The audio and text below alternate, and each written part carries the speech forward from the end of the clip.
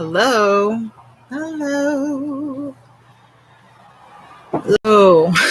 Greetings. It's a little late start. All right. Hopefully, let's see. I want to double check and make sure that this is working because um, sometimes it seems as though even though I'm live, it's not going live. So I want to make sure that it is. And people will come in because I always like to have a conversation. That's fun. Let's see.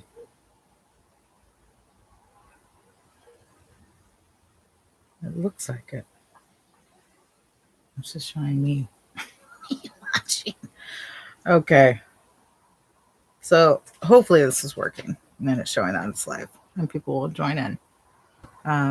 Besides myself. Okay. So it's live. So I don't have the sound right now. But bring in some sound. Let's see. Close that up. Where about? All right. I can't really see my face.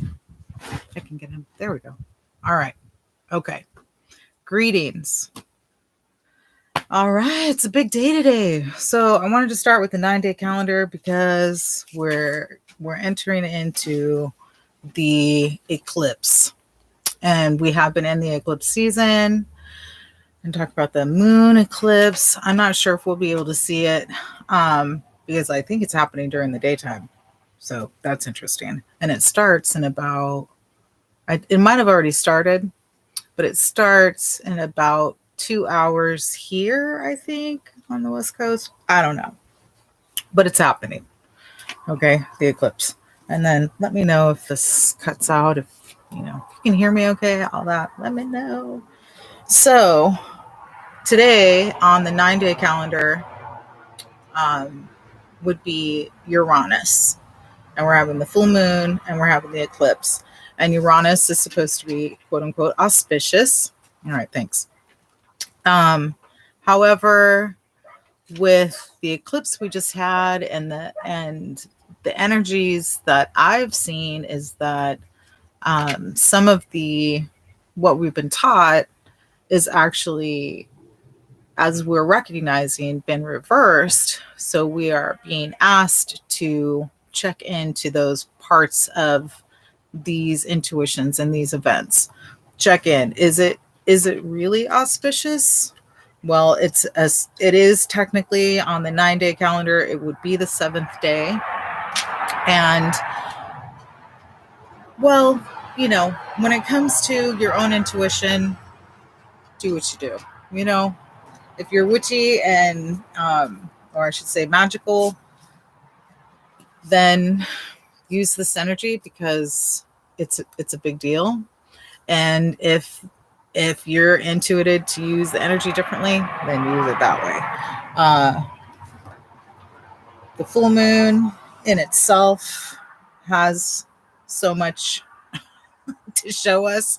And a recent message I got from, so I really want to go into the elementals, but I definitely wanted to mention the 9-day calendar. But this month, also with all the other things that are happening with the 9-day calendar, it matches exactly. Like it started on Earth Day, and on Monday the 9th, it ended with Pluto Day, and then here we are again. The 30th will be the end of the 9-day calendar for this month. So it's I think all around with the Gregorian calendar, with the 9-day calendar. But I do want to mention that in studying the calendar, we also have the Julian calendar. All right. I know we learned a little bit about that in school, but we don't technically practice that one. And if we look at what day it is on the Julian calendar, it's going to be a different date. Let's see. Let's look. Let's see what it says. The Julian calendar is a system that followed from 46 BC and then goes on. And I'm trying to see what day it is today. Let's see. I think this shows it. Today. On the Gregorian calendar, I apologize. On the Julian calendar, today would be October 14th. And then I did more on the lunar calendar. And for example, Islam and China go off of the moon calendar when it comes to, say, spiritual things, but they go by the Gregorian calendar when they're going by business. The Muslim calendar is very interesting because there are dates. If you watch one of my older videos on the calendar, and I bring it the Egyptian calendar, for their calendars, it was mostly days that were eventful. So they would go through their calendar, and the days that were marked on there would be eventful days. And then you would kind of plan things around those eventful days. Well, according to, hey, Letitia, it was so good to see you the other night live. That was just awesome. Thanks for sharing all that. I've been thinking about that chat ever since, all these different things. Anyhow, hi, thanks for being here. On the Muslim calendar, one of the emperors changed the complete calendar one day, deciding on an event that would then therefore start the calendar over. So we have the Gregorian calendar, which we go by. We have the Julian calendar, which is a solar calendar, and it is used still in parts of Eastern Orthodox Church and used by the Amazigh people, also known as the Berbers, which are, we are learning that there is a link to the Amazons and some Sibyls when it comes to the Amazigh people and the Berbers. And they are indigenous people of North Africa. So they use this calendar. And then, and then there's the lunar solar calendar, which combines both the sun and the moon, right? So I feel like that's kind of what I'm dealing with. And then also this links to sidereal, the sidereal year. So if you're not familiar, I hadn't really heard about this, and well, I had heard about it, but it didn't really stick in my mind until I heard Shaw Bless, otherwise known as Mama T, speak about sidereal astrology.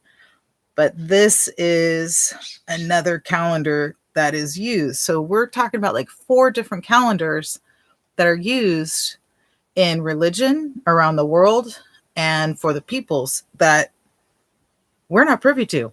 I'm not. I mean, I'm trying to make it more privy to you guys, but this is through research of checking out, like, okay, well, what is it about the calendar? And then when we go to ancient times, we're understanding that time and calendars and following the moon and the stars and the sun was the mothers, the great mothers. So it would be interesting. I think the 9-day calendar definitely links to that timeline, and then bringing in all these other ones, I think, link to those timelines as well, because if the mothers created everything, well, where did all these other calendar ideas come from? Okay, now for some more fun part. The energy of October, and then also the energies of the elementals coming in. So we've been talking about, well, I've been sharing, and then it's interesting because I think I even said in one of the videos, now that I have this feeling or something along the lines of like, I'm sure I'm not going to be the only one who's getting this message about elementals. That's literally who we are and how we are created. And then we have, okay, Awesome. I'm glad you're here. It's weird. I don't know. I think YouTube is up to stuff. People not getting notifications, but here we are anyways. I'm glad you're here. Um that that links back to the mothers. Oh, that when I started talking about elementals, that it would start showing up. And oh my gosh, it's like it's it's more than I thought. Actually, I thought it would kind of be small in little small ways, but actually, um, one of the other ones is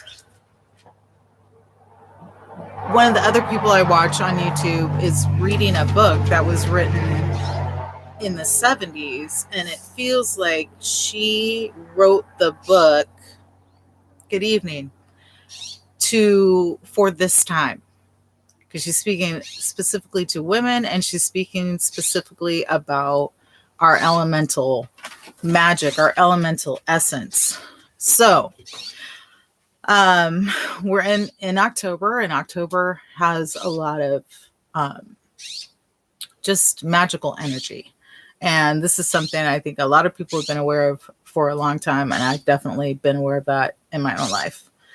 So in recognizing, so there's several things that are all combined in this. One of them is the crossroads. And so when we hear about the crossroads in specific religions, it can be related to a masculine deity. Specifically in the Orisha traditions, it's given to Elegbara, Elegba, Eshu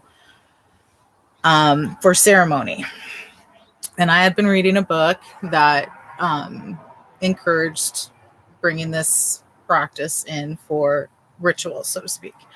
And I'm one of those people, like, if you don't always have the things for ritual, like what can mother suggest, or what else can be used? So I'm taking a walk and I'm revisiting the crossroads, and the crossroads here are literally deer trails, okay, because I live kind of in the middle of nowhere. And so I had gotten a notion to give something to the crossroads, and in my mind I'm thinking whoever the female crossroad guardian is. And not just Hecate. Like, I know, or not I know, but from research has shown that Hecate is known as the mother of one of the mothers of crossroads, and you can honor her in that way, besides dogs and other such things. And she's also considered the mother of witches, and there's a whole story about how she took care of Zeus. And then we can stream that through other pantheons where we've heard other names of similar goddesses raising children like that. Okay, so on the way, I was guided to pick up some pine cones to donate to this crossroads energy. And unexpectedly, when I get there, there's this name kind of comes in with the beginning Kwa, and then the last part of the name is Mila, or Malita, Kwa Malita. And I say the name out loud, and the wind just picks up even stronger. And I'm like, oh my gosh, I've tapped into something here, and really felt that energy. And so this is where we are elementals, meaning not only are we elementals to the planet, but we will receive messages from the memories of the elementals here that will push us towards remembrance. Okay, so I remembered the name, and it like everything, it was really cool. I got chills. I was like, oh my gosh, this is so exciting. So when I came back to the house, I immediately started looking up that name. And so what I ended up finding, oh my gosh, you guys, so I couldn't find that actual name, Kwamila. But what I did find was, and you guys can check this out because I feel like that's part of why it came in. And then it showed up on another channel, which I'll get to in a second. One of the names is Mama Kila, like Mama, M-A-M-A, and then Q-I-L-A. And she is the goddess of the moon. And she is an Incan goddess. So that led me down a whole path of looking up other Incan goddesses. And there is another Incan goddess, a warrior goddess, who has a similar name. Kila, Kila. And she doesn't come to the earth very often, but she is an elemental, and she can be called upon to help with children, but also she doesn't really like humans and doesn't come to the planet very often. So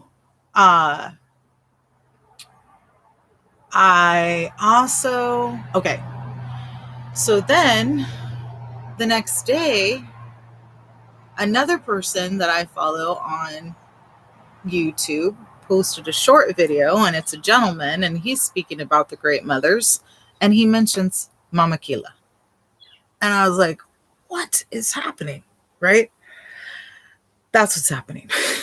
These are the ways Great Mother shows up to show us who we are and how we are recycling this to each other, remembering who we are.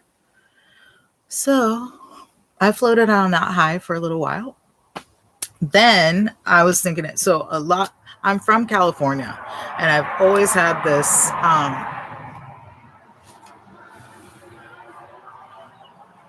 oh, wow.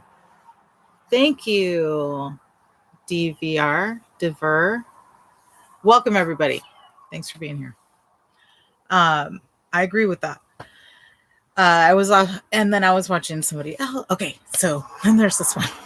Okay, so because I'm from California, I've always had this feeling about California. I've always had these questions about California, and then there's all this information coming about Queen Khalifa, and it's just been rising. I spoke about it a long time ago, but it's just affirmations to what the land has been showing and what the energies show, depending on where you're at. These kind of things show up.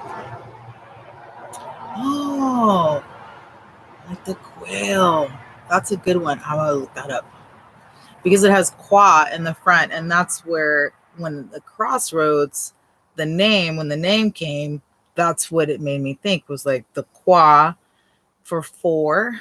And then also we can change the way we say that to K, which is like what in Latin and Spanish. And so I'm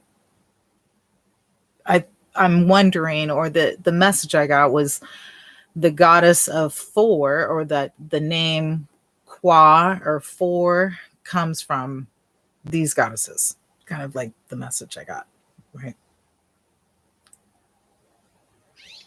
California. Hi, Berkeley. So one of the names in California is near San Diego, because San Diego has all these names of these areas, and I'm so curious to find out. Besides Balboa Park, which we know is named for one of the conquistadors that came, but there's other names there that are what may be indigenous, but I don't know. So I was doing a little research on the name Solano, or Solana, because there's Solana Beach in California. And that took me down a whole nother path. So it rerouted me back through the Incan goddesses, but this one blew my mind. So there is, in a certain group, let's see if I can find the article. There is a certain group in South America that, I think it's near Peru, or the Incans. I just said that. Where they have a goddess that is water first, similar to Tiamat. She is the creator of all creation. A part of her was broken off to create this planet. All from looking up Solana. I mean, the stories about the goddesses and the original goddesses literally are hidden in like these. They're not hidden because I was able to find the information, but we're not. We get the ones that are most known, which is awesome.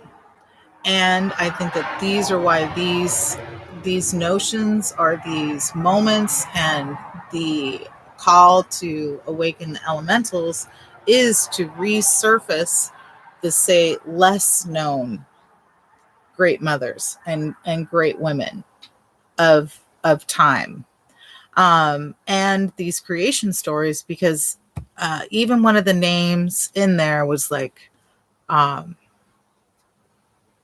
it was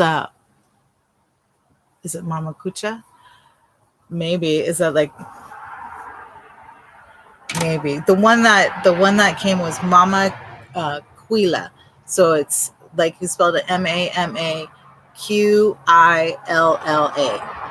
And there's also a Mama Kila with the K. And there might be a different name. I'm trying to find some of that. Well, I've moved to the next Solano. The Solana, goddess Solana. How did I find that? Just put in. So Solana means sunset or sunrise. Let's see here. How did I find it? I tried to save it too so that I would be able to bring it right up for y'all.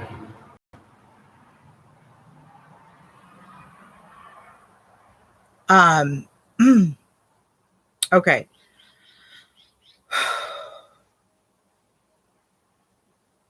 One of the names of the goddesses of the creation story that is from South America.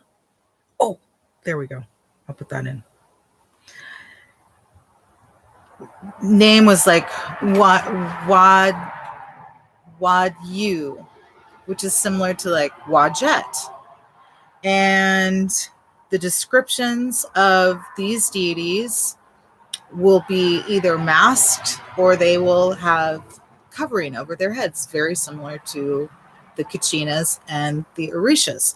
So it was just very, here we go.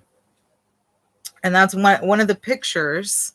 So the picture, I'll post it. I thought I posted it. I think I posted it in my community, which is the corn goddess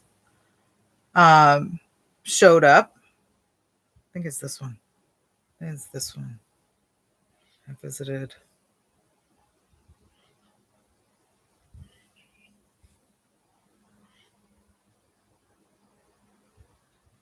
Oh, this one is through the path of searching for Solano.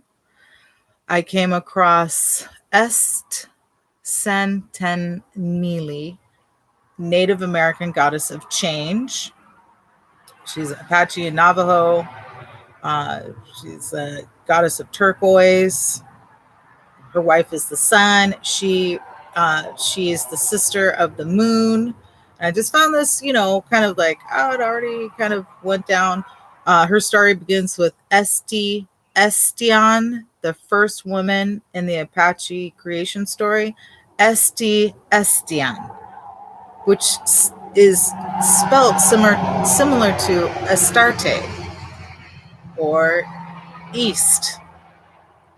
So we have a similar sounding indigenous name for a name of a goddess that seems to me maybe have changed through different, languages and peoples. And then, let's see.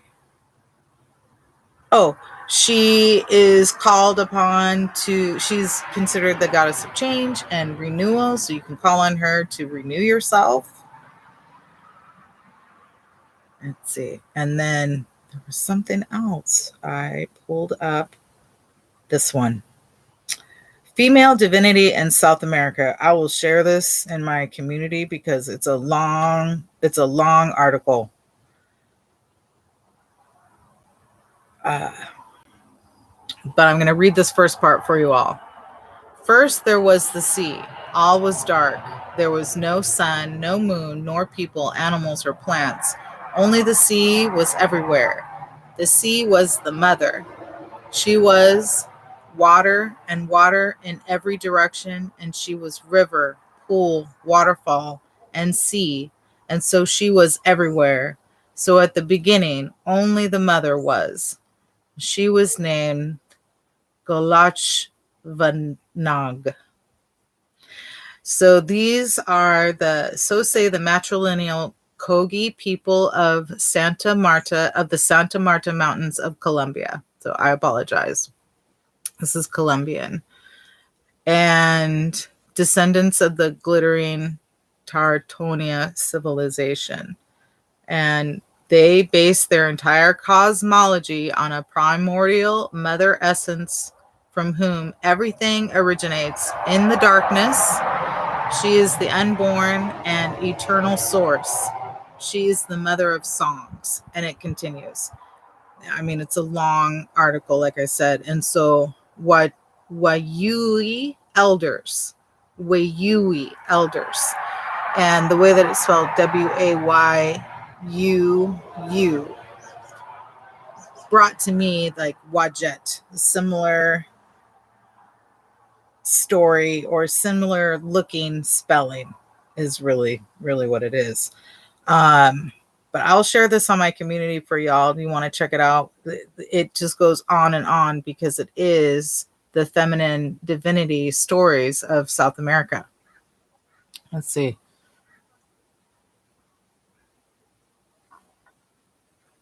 I appreciate that. Well, a lot of this is over time.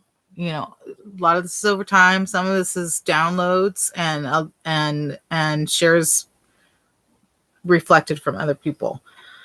And so, let's see if I want to see if there's another. Oh, here's one.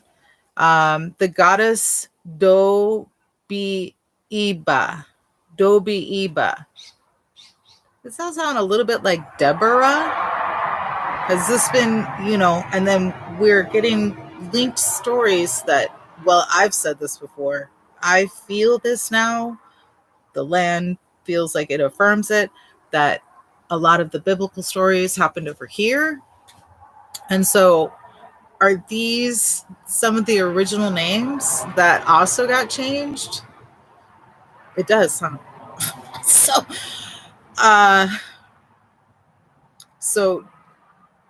And there's the Isthmus region of Colombia, and Isthmus. We've heard about the Isthmus River.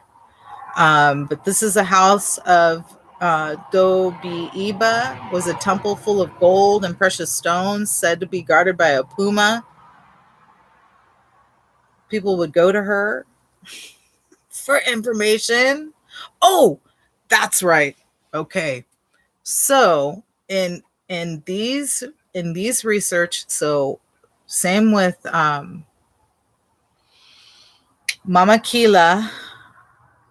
When I went to the original origin story of the Inca's great creator, a lot of the what they talked about the great creator was very similar to the goddesses that I had looked up, the goddess of the moon and the goddess, the warrior goddess.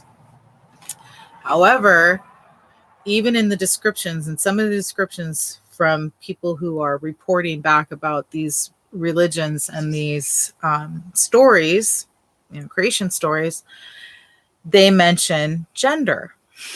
And they mention that we give things gender that not always is gender,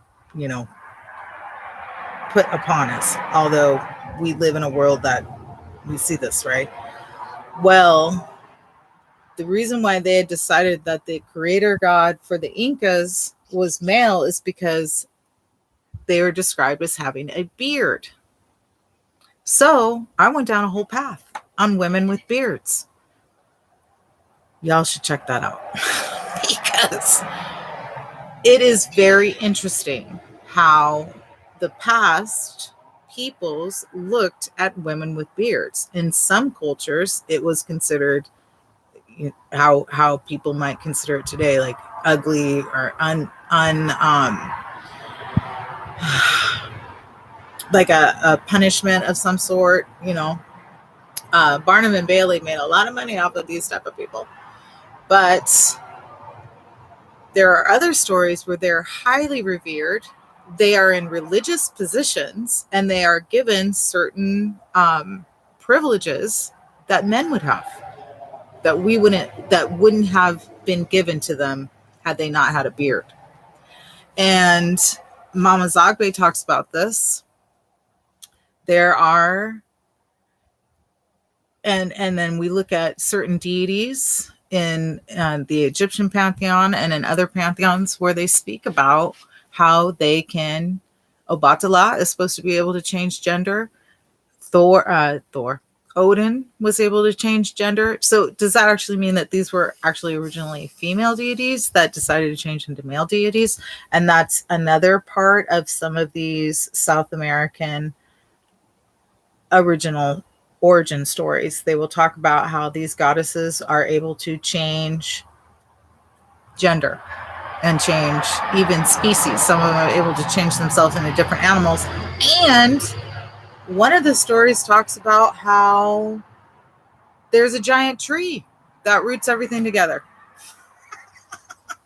So we've been talking about these, and this to me is how she shows us we're onto something. Not only are we onto something, but this is how I'm going to help each of us, you, me, we, tap back into our original mother stories, the original grand women of all these different times. With all that said, this article led me to another article. I think it's actually in here that talks about an island called Solana off the coast of, say, maybe Guatemala. But I feel like this is all linked to Queen Khalifa, the Amazons, us, and these elemental messages that are for us and have been waiting for us to remember. Yeah, beard. Let's see. Okay, I'm going to read some of your comments. Thank you, everyone. Thank you for liking, subscribing, and sharing. This is really cool to have this all. Let's see. Okay. The Solar Cross broken down is the PEACE, European Commission for Commerce Regulatory Affairs of Switzerland. Okay. Oh yeah, that makes sense. Many women had beards. Pharaoh Tyre wore a fake beard when she reigned in Egypt. Great example.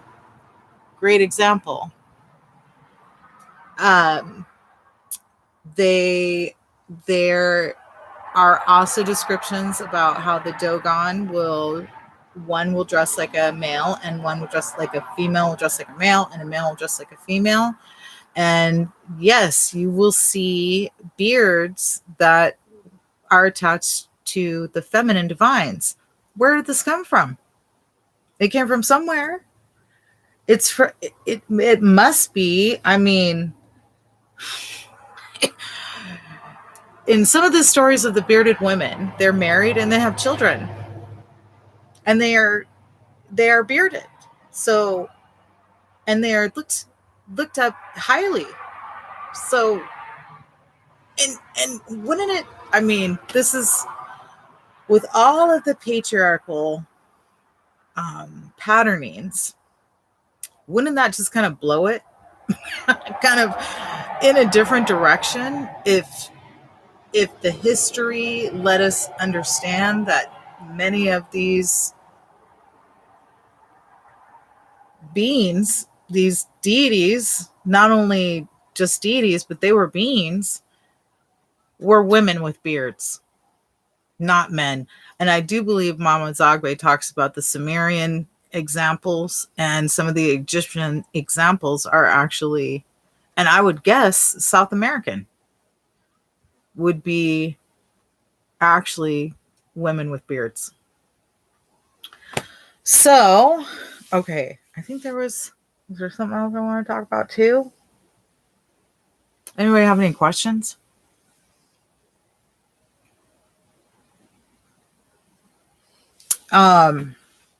In one of the other books, so I know Letitia knows this, and one of the other people on the chat know, because they also follow Cassandra on YouTube, reading Mary Daly's Pure Lust book. She wrote a book before that called Beyond God the Father, where she calls us all sibyls, witches, sages, hags, because these were the beginning names, some of them prophetesses and mothers, great mothers. When these names have been manipulated for us to even shun them. And so when we, and even us, I mean, myself, I have little hairs on my chin, right? So we have been conditioned to kind of like look at women with beards as being, it's even in the medical, as a lady, was lady beard syndrome or something like that. I was like, really? Because similar to anything else that is created, wouldn't that be something? I just think it's something we've been pushed away from on purpose, so that we don't learn these things and see actually the influence that we had on the world, realistically.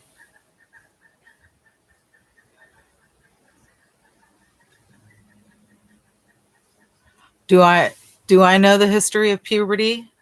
The history of puberty?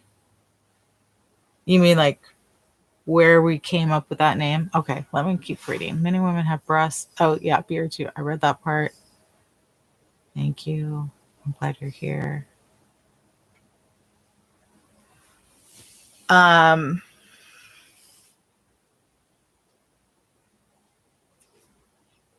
don't. Do you know? I mean, I might have learned about it, but I don't. The things that I have thought about when it does come to puberty is, I think about the Hebrew religion, the Jewish religion, because it is well known that when you turn 13, whether you're male or female, it's a big celebration.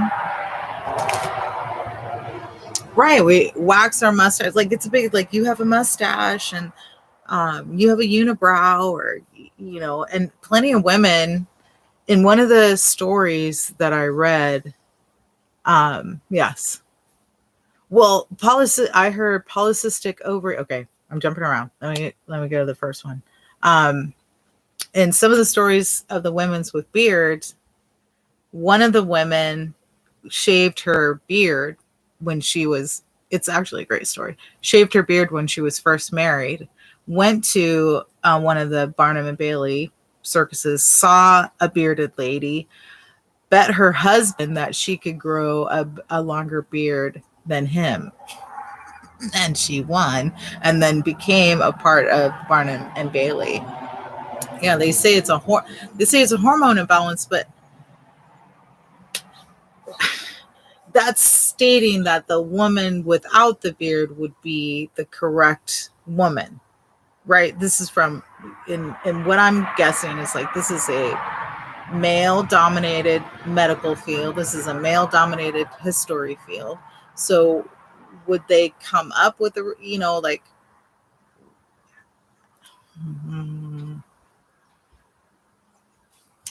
like, what is it for men that have a lot of hair, have a lot of extra hair? Is that considered a syndrome, or is that just extra testosterone? And that's what they were saying. They're like, most of these women have extra testosterone, but they're still having babies. And I would guess back in the past, they could probably procreate themselves, or it would be maybe another woman with a beard who could procreate with a woman without a beard. I don't know. All right, let me, these are just some things that came to my mind. And then, um,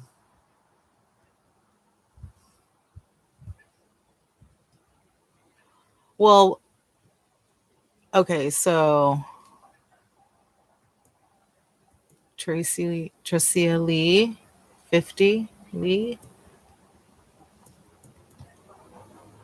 So help me out here. Are you relating that to the beards as far as like,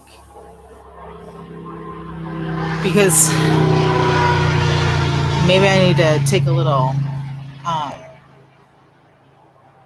research on the history of puberty. I see. Okay. Well, some of these women were born already hairy. So is that, I just think it's us. I think that's how capable we are of certain things, because we, starting with the calendar at the beginning, was there, I mean, the downloads or the messages have also been that there was a time when we aged slower or faster, like faster and slower. We could live longer. So would that also have an effect on our pituitary glands and our puberty? Our timelines and our own. Yeah, we are androgynous. I mean, technically, everybody's androgynous, right? We're but half of each of our gendered parents. And then, that's in this lifetime, because our spirit has been all different kinds of things. We've been men, women, different, races, as we're called. So I feel like it's all part of the understanding of the histories and truths that we have been told, and that this is why we ask these questions. But in that video where he mentioned Mama Kila, he also mentioned that Akhenaten was a woman, which I had never considered. I had always thought that Akhenaten was from the Americas, and that Akhenaten, they were androgynous. Like we were saying, we're all androgynous, but literally looked androgynous. I had not considered that, and I can see that as a possibility. Let's see if I can. There we go. It's a little different view, but not better. Let's see. Yeah, age can cause. I mean, there's so many things that can cause imbalances with the food we eat.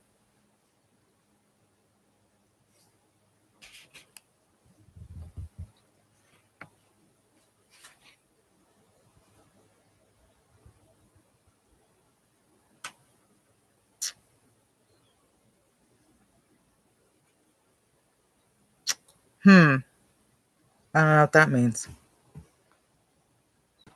The KJV book.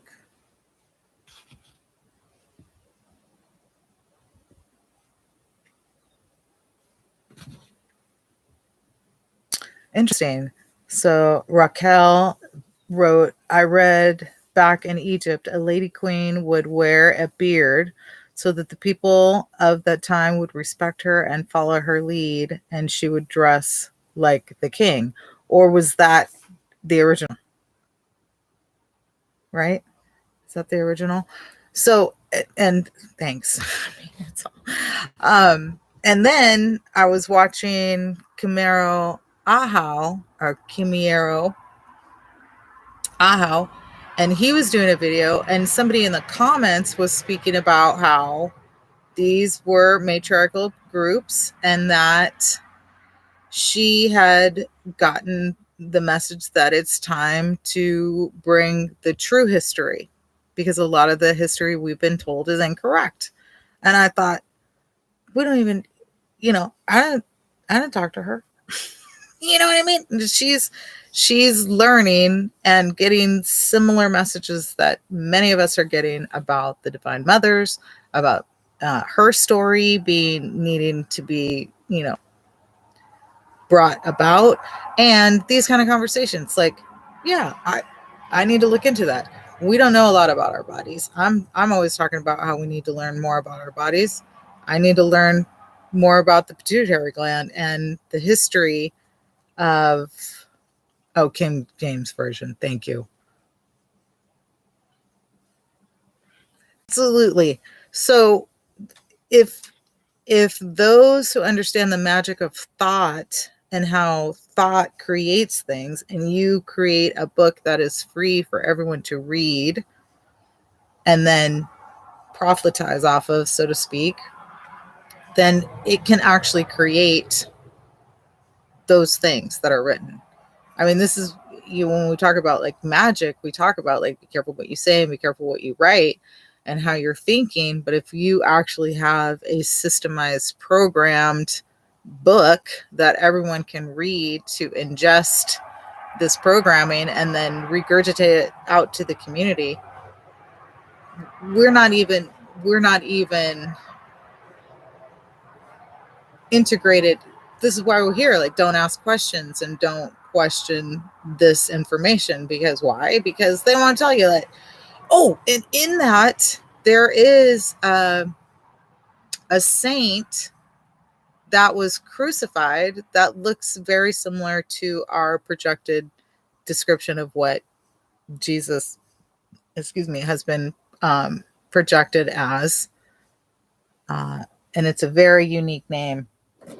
Here, I'll look it up. I think she's out of Germany.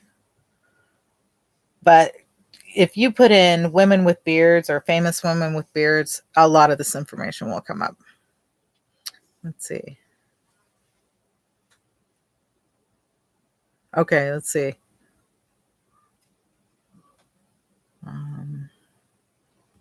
Let's scroll back up here.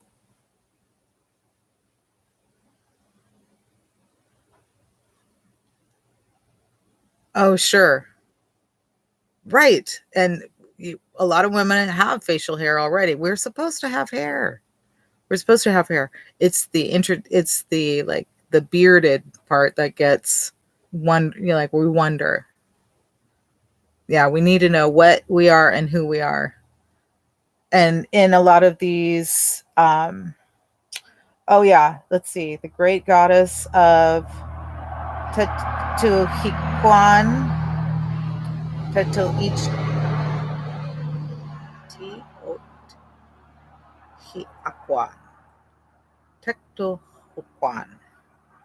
She's supposed to be a spider goddess. She's also depicted with a beard and fangs, very similar to, say, like Kali Ma. Pineal and intuition, while pituitary is with the intellect. I see what you're saying. Kind of like we're getting messages through our intuitive minds and then putting it together. Is that kind of what you're saying? And then that would be created in somebody who has both women and then masculine features. Is that what you're suggesting? Right. And there's a serpent depicted as with beards.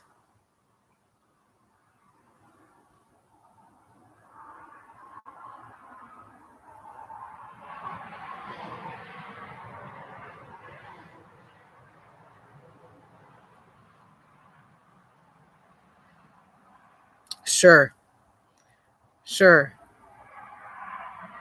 And And we do, and we pass them on, and that they do have love in them. And I think that's like the original. Letitia mentions that we have these stories in song that we pass down to our children to instill kindness, politeness, and love to them through religion. And yes, and I think that those are those are to me the original aspects of the Divine Mother that have been usurped by the training. It's like I've said this before, using our magic against us, using our own like love and beauty and intuitive connections to then push their agenda on us without us realizing that that's actually what we're doing. Right. Right. Parthenogenesis. And that's what I thought. That's what came to my mind. I thought if you, and then I think Letitia mentioned the cystic ovarian syndrome. That is literally your ovary, your body is trying to create a child without, doesn't need a male. So it's trying to create itself. Right. And then intellect is associated with masculinity. But that's something that was patterned into us. We didn't always, I feel like that came along the time of the witch trials, right? So the witch trials are happening as the same time as these churches are raising up, and these men are able to like tell us what women are supposed to be like and what is intelligence, and they know. So we've patterned that into, well, we're unpatterning it, but these things were patterned in. Sure. And they say that it's our first eye. And many of these old religions will say that too. Sure. Sure. Sure. I mean, um, where's that one? Go down to the river to pray. I feel like that is a big hint. Like we knew the the magic of the waters and singing, but it became something like, um, you know, to be baptized, to be cleansed. So, which is a thing. If you guys haven't checked out, so I'll bring this in because it blew my mind. Um, I've been watching Deja T on YouTube as well, and she is reading what is called, yeah, bait and switch. She's reading what is called the Holy Megillah. And what's interesting about it is it's supposed to be like the true stories that we read about in the King James Bible with the truth behind it. And one of the ones she did recently was about Peter, Simon, who becomes Peter. And Peter is with Joshua and Miriam, who has been changed. The name's changed, for us and in the Bible. But he's with Joshua and Miriam, and they had walked on water, and the only way that they could walk on water was both of them being the Holy Megillah. Both of them being there together, because at that time, in their time, in this writing, it's both male and female divine. The female divine is always uplifted, and Peter, who had been kicked out because he wanted to get in charge of what Yeshua and Miriam were doing and have control over the church, he told them, he changed his name, and then literally said, people are not going to listen to a woman. So I'm going to give them, first, they're already following the false god, but I'm also going to give them new rules that are going to better the Holy Megillah and the Essene way. And he went in and removed the divine feminine. And then when he did write about Jesus, he gave all the divine feminine aspects to this masculine Jesus, but didn't include the actual, feminine divine, because he's nurturing and he's, sweet with animals, and he's, very loving. So he has this nurturing aspect, like through Jesus you can be saved, is the message. However, the Yeshua that existed from what has been now translated into the King James Bibles and the Bibles that we are more privy to, completely removed the divine feminine. The Yeshua didn't do that. He literally said, I'm going to go be with her. So we're seeing all these and all these different forms. So coming from the indigenous Americas, from our own intuitions, through different,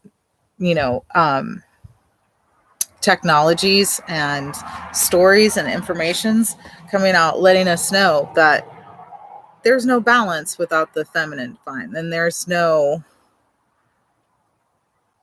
really healing without, the healing is happening. That's obvious. It's shifting.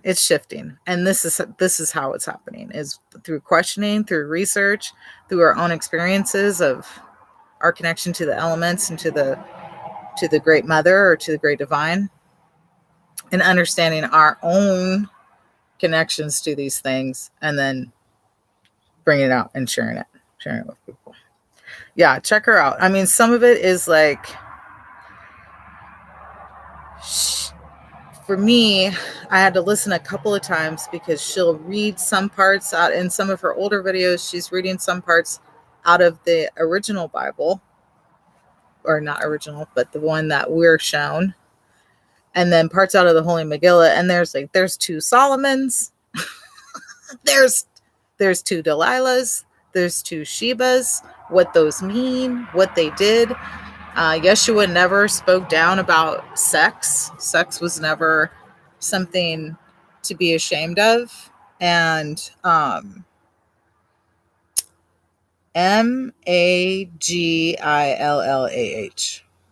And the lady's name on YouTube is Deja, DJA, small letters, big T. And it's her because there's like a, yes, Raquel put it in there.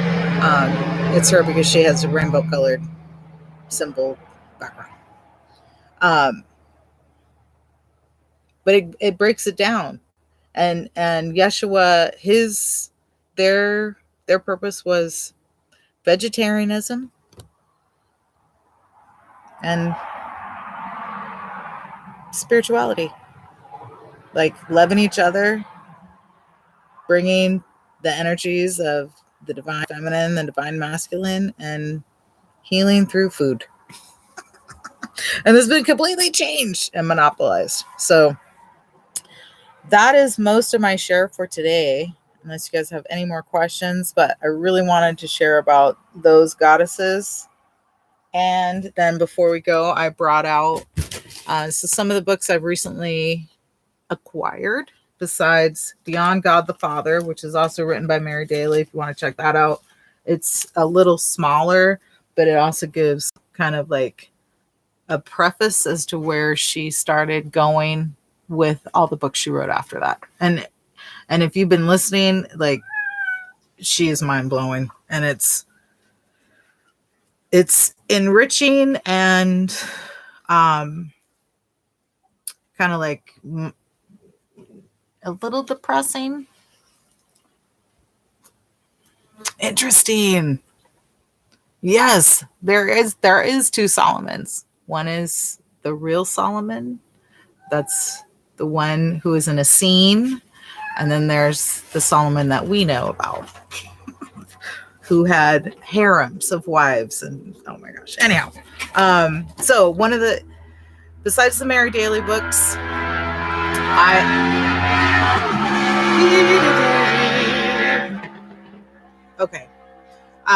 I have The Goddess Path, that is by this author, but I also got this one to go with it. And basically each day it has a goddess and a poem. So I'm gonna read the one for today. Today's the 27th, right? Should be able to quite quickly. It's 28th. And when I got this book, this little postcard was in the book, and it's basically like old feminists, basically. Not old feminists, but like, pre-modern day feminists and all these different sayings. Thought it was pretty cool. And the statement is, and it's from Sheila Rowbottom. It is only when women start to organize in large numbers that we become a political force and begin to move towards the possibility of a truly democratic society. I don't know if I think women in force is its own democratic society. I don't know if everybody else will jump on board, but yes, when God was a woman. Did I ever finish connecting the dots with the Sibyls and the 72? No. When did I do that? I might have. I haven't done a video about it. And then the Holy Megillah was made into a cartoon, switched and flipped the gender to a man, and even an episode called Megillah Gorilla. Yep. And when I grew up, I used to hear, give us the whole Megillah. Is that the whole Megillah? I used to hear that. And I always wondered, what's the Megillah? What are they talking about? What's a Megillah? Okay. So the goddess of the day, October 28th. So it starts with a poem. Spirits of sleep and darkness, thank you for those dark silences. For you, the great darkness, we wait here in the silence. Watchers, look, see how empty the sky is of all shining. The night has shut her eyes, and the moon has turned away from us. Let us wait in the darkness to make offerings to the night. And that is a song from the Iroquois fire ritual. And just to tell you a little bit about it. Was I talking about you mean the 72 like demons or the 72 names of God? Because my theory and message is that most of the demons were divine feminines that were sealed away for this time. Yep. So that we can basically free them. And I know that sounds crazy, but when we start looking at these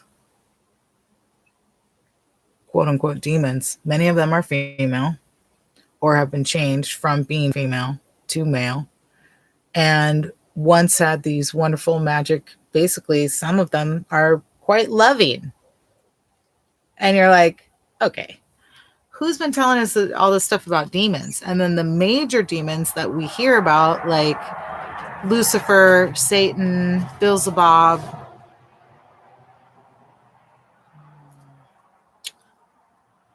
couple others, Azeroth, were all feminine first. I haven't found that about Beelzebub, but there are some depictions where he has breasts. So, yeah. Yep. Very, very interesting. So, this is the activity of the mind at rest is awesome. Each night, I don't know which goddess this is for. Maybe it's just for the goddess in general. The activity of the mind at rest is awesome. Each night we move into an altered state, so commonplace that we often fail to recognize its power and astonishing creative force. As we lie in splendid animation, our minds show us visions, create characters and stories, and reveal perceptions that elude our waking mind. This endlessly fertile dream mind is common to all human beings. With no effort whatsoever, we are able to write scripts of complex dramas, paint magnificent pictures, map strange lands, write compelling dialogue. We can fly, we can swim, we can wear the bodies of animals. We can even make scientific breakthroughs, as has often been documented. Whenever we imagine that the day is more important than the night, we only have to imagine living without dreams to see how truly important night is. So today is a tribute to darkness and the beauty of the great mother's darkness.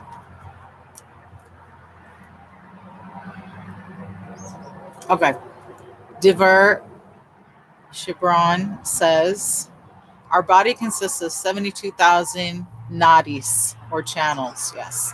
The 72,000 nadis spring from the three basic nadis: the left, the right, and the center: the Ida, Pingala, and Shushuma. Okay.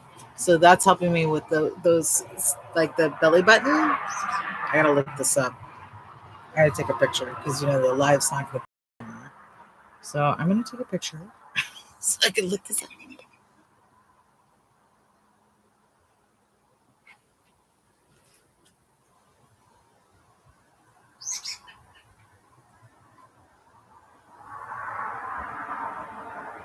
Oh wow. Okay.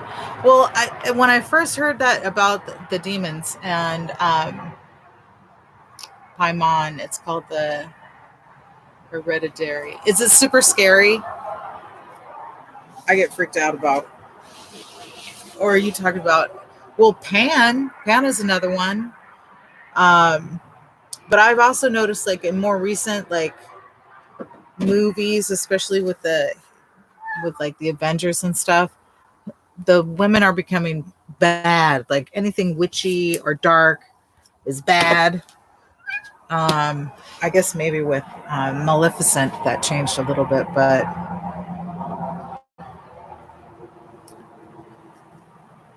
oh, I see.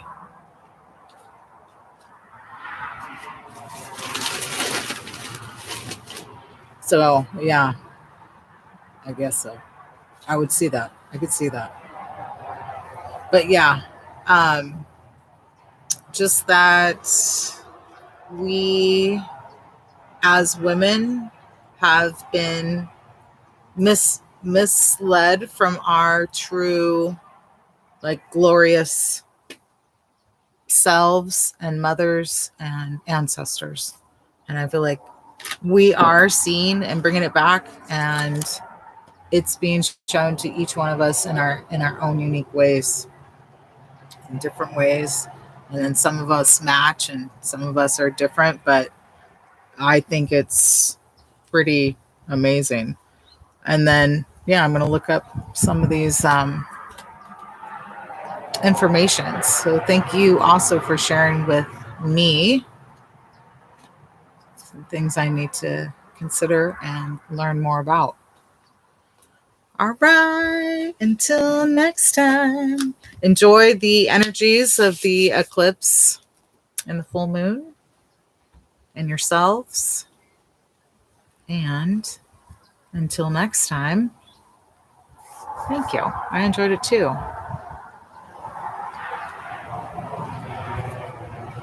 Thanks for everyone for joining and watching and listening and speaking. All right. Much love. Take care of yourselves. And until next time. All right. If I can figure out how to go. There it is. All right. Until next time. Y'all take care.